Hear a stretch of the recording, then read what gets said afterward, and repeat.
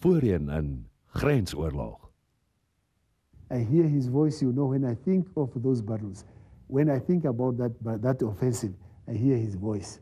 I hear him speaking. Oh yeah, Alexa, Avansha. You see, hey Alex, let's go forward. Ja, deze spoor om te vat is baie makkelijk.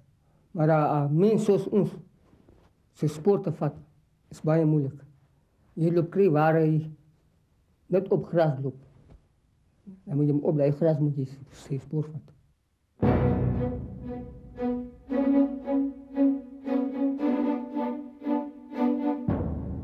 In 1980. Die uitmergelende insurgenteoorlog woed voort. Rhodesië word Zimbabwe. SWAPO kan dus nou ook van daar af, soos van Zambië en Angola in Suipel. Die riviere wat die grense uitmaak, bly deel van die gevegsone. En Suid-Afrika se mariniers moet help veg. Aanvanklik het die SWAPO-vegters meestal in groepies van 2 of 3 beweeg, met die minimum voorrade en toerusting.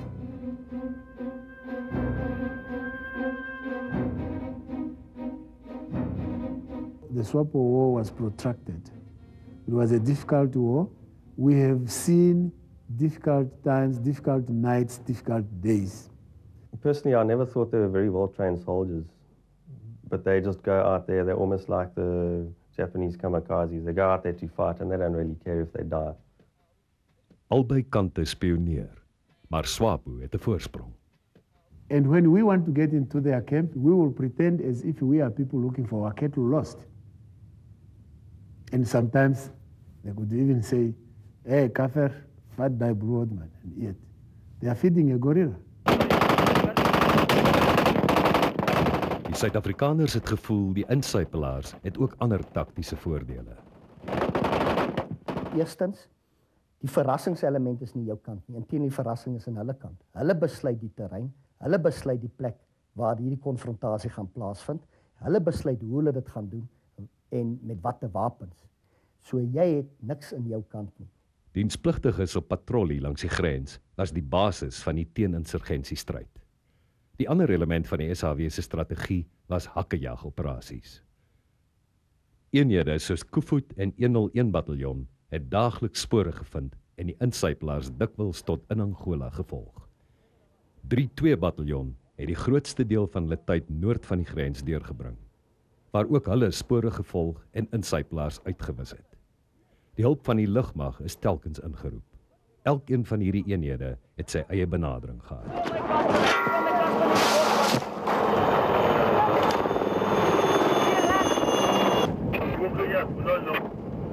Was die 3-2 bataljon troep, sou ek sê, was die ultimate troep gewees op die voete. Dit was 'n baie goeie voettroepe gewees. Met ander woorde, hulle was mense wat spesifieke goed, klein dingetjies in baie detail kon doen. Want hulle die jare soos wat die 101 troep, het hulle die jare se ondervinding gehad. Hulle was nie voertuigtroepe gewees nie, soos wat die 101 troepe was nie. Wat ek dink meer 'n mengsel was tussen die voertuig en die voetding. Almal het gebruik gemaak van plaaslike mense met kennis van die omgewing, plaaslike tale en gebruike. 101 bataljon was 'n infanteriebataljon wat bestaan het uit Tuwambu troepe met leierelemente van die RSA, en deur die proses het ons probeer om die Tuwambu so te skool dat ons kan minder RSA lede gebruik. Dit was maar ons wat noord van die grens in Angola die infiltrasie van SWAPO moes keer, en dan suid van die grens was dit Koevoet se werk geweest. Koevoet was die polisie se teeninsurgensie eenheid. As 'n vryheidsvegter sy voet oor die grens sit, was daar oë en ore op die grond. Intelligensiebronne in die plaaslike gemeenskap het inligting deurgegee en insurgente het dit geweet. There is no way of thinking of a home, because you cannot even think of sleeping in a home. Even if you interact with the community, they say, okay, we give you a house. You say, no, I'm not sleeping in the house. I will just sleep outside here. Elke SWAPO-vegter moes voortdurend rekening hou met die moontlikheid dat Koevoet of eenhede soos 101 op sy spoor sou hardloop in hot pursuit. Maar die Wambos is goeie spoorsnellers gewees. Ek praat uit persoonlike ondervinding. Ek het baie saam met hulle gehardloop op spore. En dan leer 'n mens maar deur die jare hoe hulle dit doen en jy tel hulle die fynere punte op daarvan. Hulle het vir my baie gehardloop dat ek terugklim op 'n Casper en eers weer asem skep. Maar ek het op 'n stadium saam met hulle seker van die oggend 7 uur gehardloop tot laat in die middag 5 uur. Gewoonlijk als je sporen opgeteld hebt, dan moet iemand op je spoor hardlopen om je spoor te houden. Terwijl die karre aankomt om je veerkracht te leren indien daar contact is. En wel dan heb je ook maar radioverbinding met andere spannen in die omgeving, ook grond tot leg samenwerking om lichtsteen in te roepen indien dit nodig raakt. Die lugmag was een van die belangrikste wapens in die SAW se arsenaal. They had the air superiority. They occupied Angola, most part of southern Angola, and they had the liberty to go in and to come out and to determine all the activities of the operational theater. That's in terms of conventional warfare. But they thought they were going to create a buffer zone, which was a no-go area for the Angolan forces, not even for the Angolan government. So they were there at liberty, as if they were operating in Namibia. Bykans elke tipe vliegtuig is in die loop van die oorlog ingespan. Maar in die geval van Koevoet en 101 was dit gunships wat ondersteuning moes bied. Alouettes. The Alouettes were, most of them were fitted with guns, a 20mm cannon firing out the left-hand side. They were our gunships. And they were the best weapon we had against terrorists in the whole war. Not by themselves. You've got to have somebody to find the terrorist first. As soon as they find a spoor, they give a call out and they say, all right, we've got the spoor, it's heading east. It looks like there's 35 of them, okay? It looks like it's 8 hours old. And then we plot where these guys are. But as the spoor goes on and it gets closer and closer and closer and looks like there's going to be a firefight, then we look at the nearest forward base that we have, which might be, let's say, Ianhana. And we say to the choppers at the gunship choppers at Ondongwa, get airborne, go and land at Ianhana and put yourselves on standby there.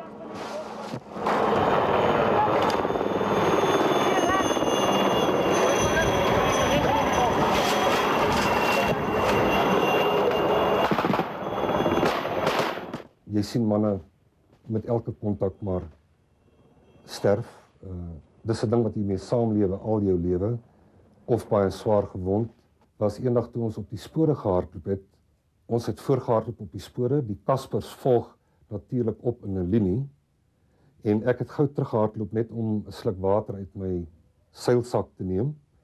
En met die terughardloop het ek 'n geweldige ontploffing net voor my gehoor. Toe was dit 3 van ons buddies van die spoorsnyers wat toe ook 'n pomzet afgetrap het en 2 van hulle was opslagdood en die ander een was baie ernstig gewond. As ek nie daar omgedraai het nie en gaan water drink het nie, dan was dit nou weer 'n geval. Ek glo nie ek sou ooit weer daai nag die maan sien opkom het nie.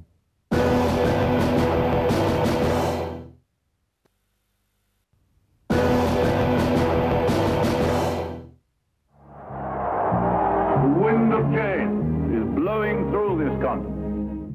In 1980 kom Robert Mugabe in Zimbabwe aan bewind. Baie Suid-Afrikaanse polisiemanne wat daar diens gedoen het, sluit by die SAW aan. As ook lede van die Selous Scouts, die Rhodesiese rekkies. Philip Joubert is so deur Koevoet gewerf.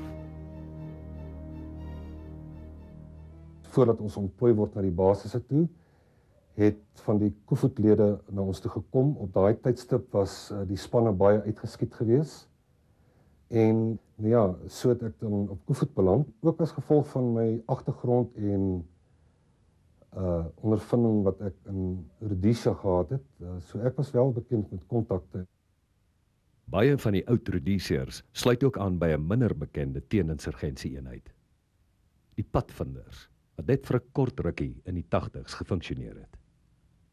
The Pathfinders are more elite paratroopers, more in the line of special forces, and the Pathfinder's job is pretty simple. He goes out ahead of the main attacking force. He will go and do insert by UG Halo or whatever, Halo high altitude low opening, free fall, or whatever means is best for the job. And they will go and do a reconnaissance on the enemy positions, and then they will prepare the DZ and then wait for the main attacking force to arrive. They will paratroop in, then the Pathfinders will lead them off to their designated attacking positions. Al hierdie eenhede het in die vroeë 80s tekens gesien dat die guerrilla-vegters meer en meer konvensionele oorlogstaktieke begin gebruik het. Each commander will change tactics according to the situation prevailing at that particular moment. You have a general, either a general strategy which you have to employ. Tactics depends on the individual commanders. Of course, what we did is to find appropriate weapons to be employed against a specific new equipment which appears on the battlefield. By die Tobias Hanyeka opleidingsentrum by Lubangu het vegters konvensionele militêre opleiding gekry, wat 'n ander dinamiek aan die oorlog sou gee. It was a tough training, and that was the toughest training, I understand. Very, very tough. A training that changed even my skills for reconnaissance. When I came from that training, I was totally a new guerrilla man. We went to establish a unit called 1st Mechanized Infantry Brigade. We were the pioneers of that brigade. In that brigade, I was a brigade artillery chief of reconnaissance. From Hanyeko, I was now a mixed person, guerrilla and regular. Now, I was converted from guerrilla to a more professional militant. We established the 1st Mechanized Infantry Brigade, and then we still have to undergo a training for 6 months to use tanks, to use APCs, to use BRDMs, and to use all those other weapons which were needed, because that was a special unit, a special regular unit. Oorgrensoperasies soos Smoke Shell en Skeptic het uitgewys dat die Angolese weermag FAPLA SWAPO toenemend begin ondersteun het. Agter FAPLA het die Kibane gestaan. They were there to support the Angolan government to secure the territorial integrity of Angola. They did not come there to fight and to go to Namibia to be an invasion or to bring independence, but they were there at the invitation of the Angolan government. They did not come at our invitation. En dan was daar Russiese instrukteurs en toerusting.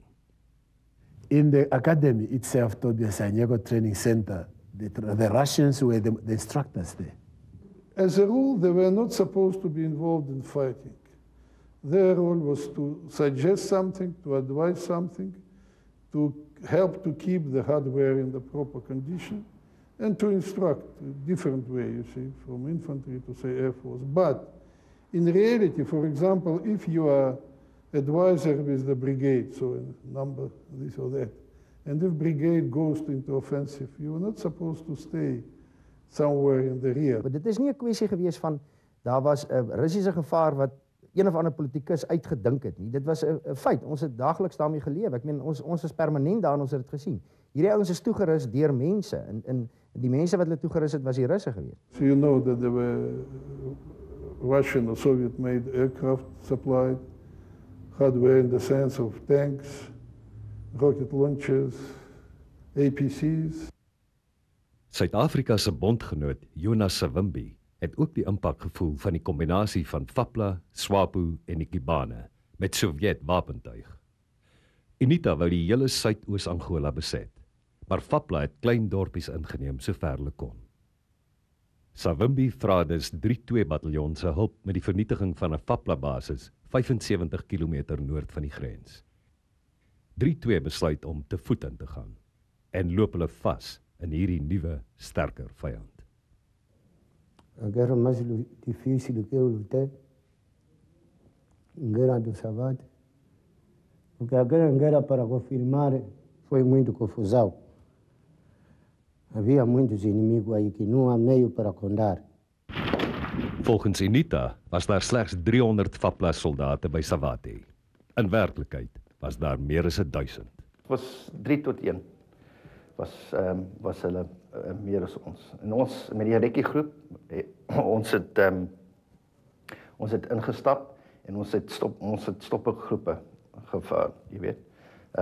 Ander kan die basis. So as die mense hardloop op waar kan, moes ons hulle nou afsny. En dis wat wel gebeur het, jy weet. Toe val hulle aan en ons was stopgroepe in die noorde gewees. En ons op baie stadium moes ons nie lug support gehad, né? Eu estava a socorrer nosso irmão que tinha apanhado tiro. Então, quando assustei, a minha atrás, só uns elementos a chamarem para a minha atrás. Para, não moves mais, se moveres, vamos te focar. Então, eu digo, ei caramba, então agora já sou preso. Eu levantei minhas mãos assim. Então, daí, disseram-me, ok, vamos começar a andar. Andamos mais ou menos uns 200 metros, ouvi o tiro atrás. Pau! Acabaram de matar aquele outro que estava ferido. Então, eu daí também apanhei já aquele medo. Eu disse, bom, então, já que mataram o outro, eu também daqui, hoje vou morrer. Daar was totale verwarring. Mortiere het neergereën. Masjiengewere het geknetter en alles was versmoor in 'n wolk van stof. Te midde van die chaos kon Alberto wegkom. Ja, en die stof, rook, geraas. Dit was verskriklik. Ja, dit is net sulke flitsse wat terugkom na mense toe. Ek kan dit nie meer lekker onthou nie, maar na die tyd, daai hengse moeg wat ons gehad het van die geveg, dit was ek wil dit nooit weer oor hê nie, laat ek dit so stel.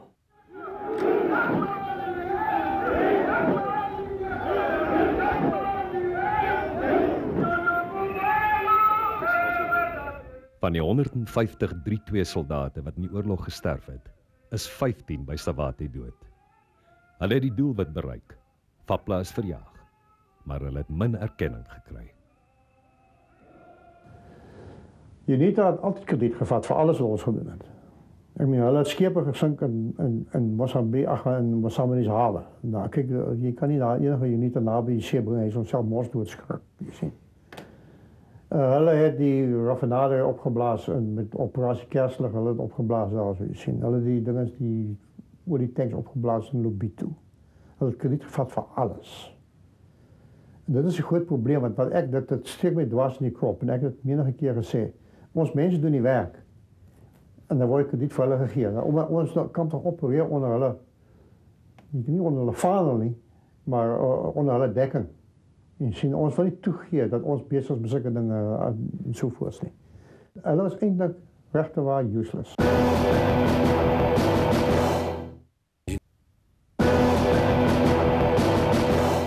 Die groeiende samewerking tussen verskillende magte in die veld het ook 'n impak om die onderhandelingstafel gehad. Die Suid-Afrikaners het steeds geweier om resolusie 435, die plan vir verkiesings in Namibië, te aanvaar as Kubaanse soldate nie uit Angola onttrek nie. Daarby het die onderhandelinge vasgesteek. In Januarie 1981 het Ronald Reagan oorgeneem as Amerikaanse president. Die situasie het amper onmiddellik verander. Eerstens het Reagan getoon dat hy nie dieselfde weerstandigheid, weerbarstigheid en arrogansie aan die dag gelê het van die groot 5 Weslande nie. Hy het standpunt ingeneem en Suid-Afrika moet daar inval, take it or leave it. Die Reagan het gekom soos 'n nuwe brisie en hy het soos aan die rol gesit, soos het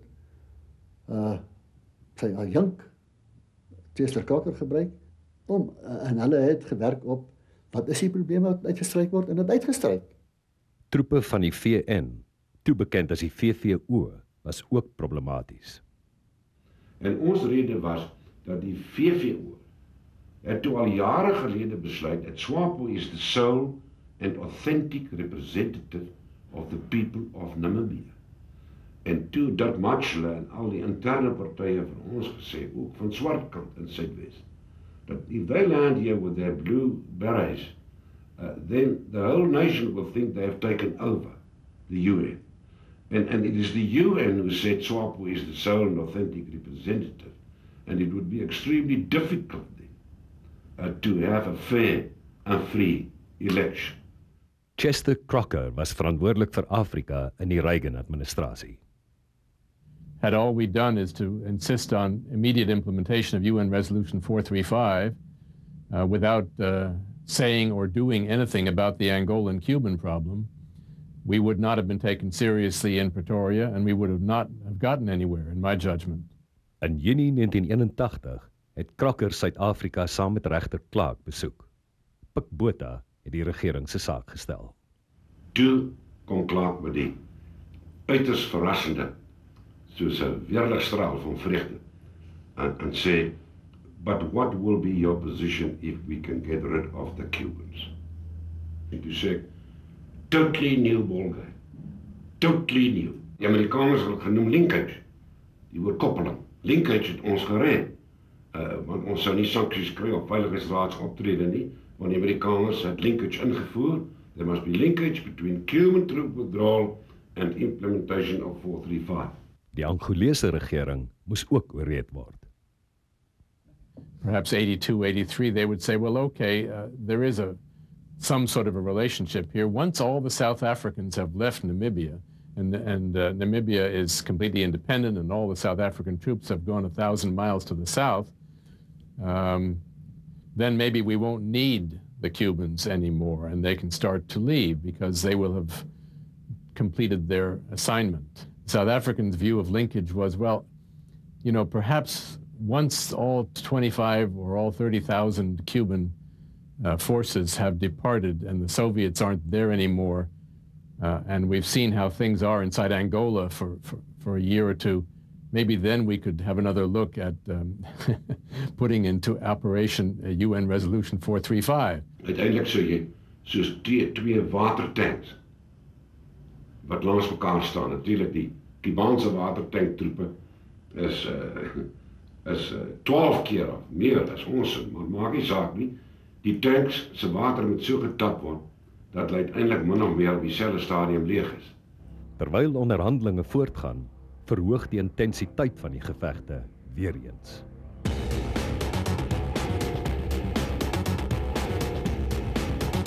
Volgende week in Grensoorlog.